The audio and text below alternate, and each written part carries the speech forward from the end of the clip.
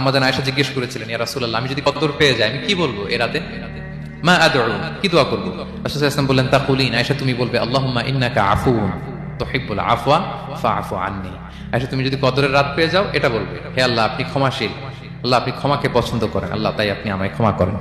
হে আল্লাহ আপনি ক্ষমাশীল, আপনি ক্ষমাকে পছন্দ করেন, আল্লাহ আপনি আমাকে ক্ষমা করেন। এই দোয়াটা আমরা যেন বেশি বেশি করি। আমার সাথে সাথে সবাই একটু পড়ুন মেহেরবানি করে, আল্লাহুম্মা ইন্নাকা আফুউন তুহিব্বুল আফওয়া ফাআফু আন্নি।